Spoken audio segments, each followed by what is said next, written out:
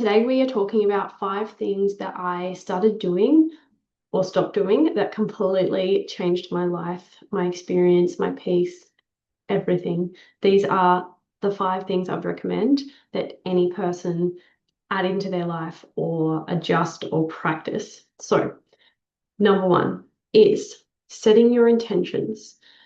What this means is that you are being so much more intentional with doing what you say you're going to do. Like if you get up in the morning and you just throw caution to the wind and you're like, yeah, whatever will happen. Like sometimes it's great to just have no plan, but when you can actually have, so there's the fine line. You don't have to be super structured and be like, this is what I'm doing every single hour of the day, and this is no plan. But writing out a list of things that you intend to get done that day or that you want to get done that day. And when you can do this in a way of like, I am setting the intention that this week I'm going to do 3 workouts. This week I'm going to do 10,000 steps a day. This week I'm going to cook all of my meals at home. This week I'm going to get that thing done that's been on my to-do list for ages. When you can be really intentional like this, you're so much more effective with your time. You get so much more things done. You feel more accomplished. You actually feel more confident, and it's a way of respecting yourself, respecting your own word, doing what you say you're going to do.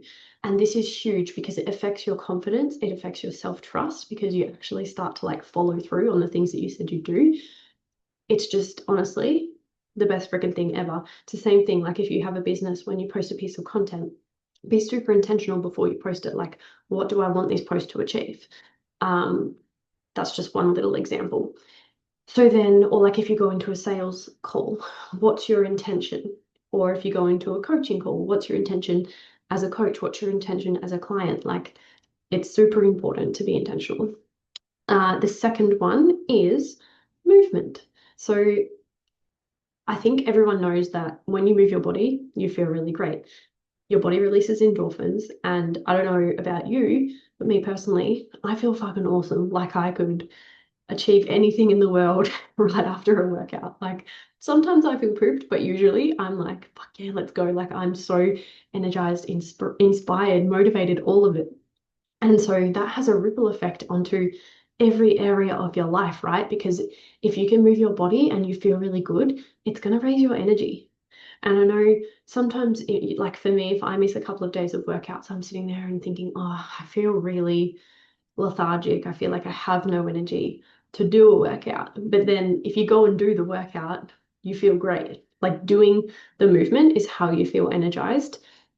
And a huge part on this as well is starting small. So even just having an aim to get out and go for a walk every single day, be out in the sunshine, get your vitamin D, get your fresh air, and move your body. It honestly feels so good. And if things in your life feel really stagnant, this is my biggest tip is start moving because it maps across into every other area. Get the movement going, get the blood flowing, get the energy moving. Like it's just so great. It's like you need to start doing this if you're not currently moving your body. Please. Okay, I need a drink of water. I'm really passionate. Okay, so the next one is setting boundaries. And I know so many people struggle with this because they can feel like they are people pleasers or they are people pleasers. And so this self-respect comes into this as well, but this is about prioritizing your own needs and learning how to say no or honor the intentions you had for yourself. So just to give you an example of this, if family wants to do something or catch up, like a family member wants to catch up or a friend, and you already had plans for your day of like, I want to get my workout done, or I really want to get this thing done for my business, or I really want to go and listen to that training or that podcast or whatever it is.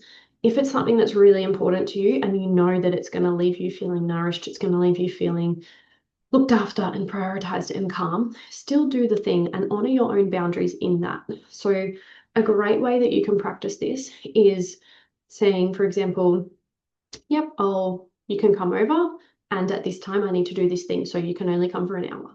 Or, yep, I'm happy to do that thing on the weekend, and though I'm going to do this first, and then we can go and do that. or I'll come and I need to step away to go and do this thing for myself. So that's one way that I really manage things, is I still be really intentional. Like, oh, if there's one or two things I really want to get done, I'm still going to do them because I know I'll feel really great afterwards. And when you first start practicing this, it can feel really scary saying no, or saying saying no. And so I wanted to give you a way to start gently easing into this. And so what it is it's saying, I'll have to check my calendar, or let me have a think about it and I'll get back to you, rather than just straight away saying yes, because it's like, hold on, maybe I actually don't want to do that. So you can say, rather than just saying no, because that might feel really scary to start with, you can actually say, hey, I just need to check my calendar, or I just need to check, I think I already have something on, let me get back to you. And then a huge part of this as well is you don't actually have to make up a lie as to why you're not going to do the thing. You actually just get to say, um, well, you could say it's not what I want to do right now. You could say, I've got other things I need to do. You could say, I'm not available for that. And I think a lot of people struggle with this, maybe when they're like moving out of a friend circle or changing friend circles. It's like, if that interaction that you're going to go to doesn't leave you feeling lit up and nourished and loved and all the things, then is it really what you want to be doing?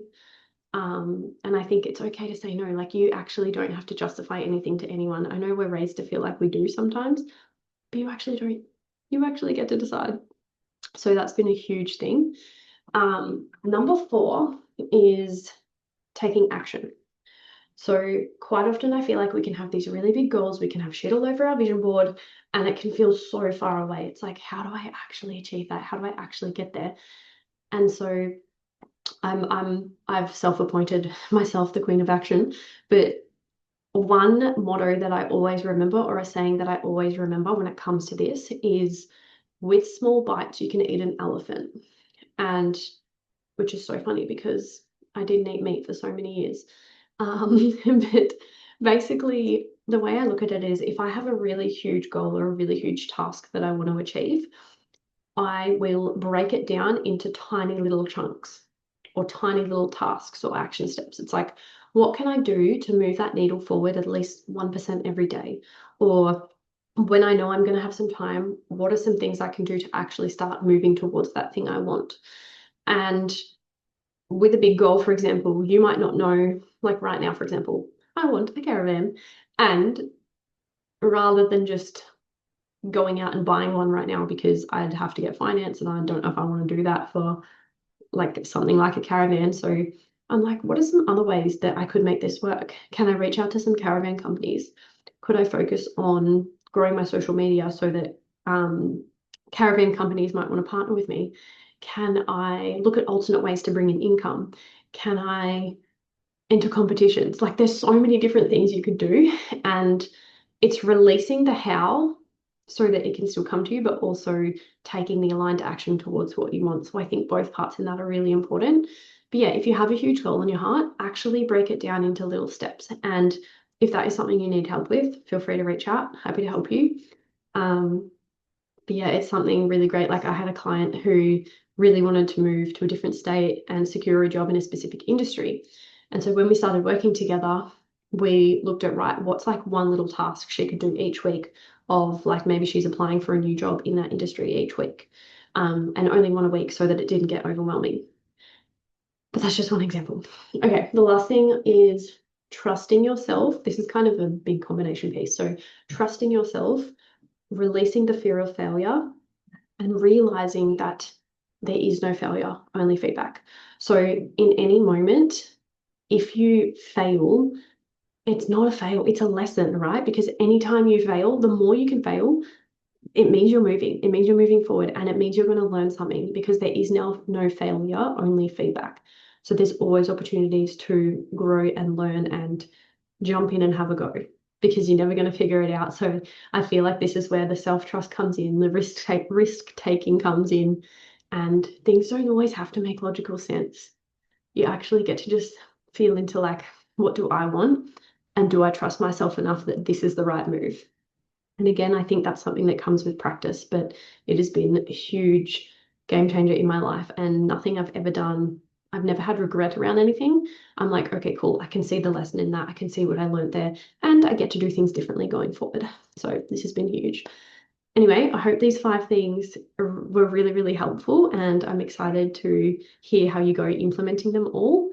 And yeah, let me know if you have any questions or want to chat about any of the things that I've discussed. Okay, bye.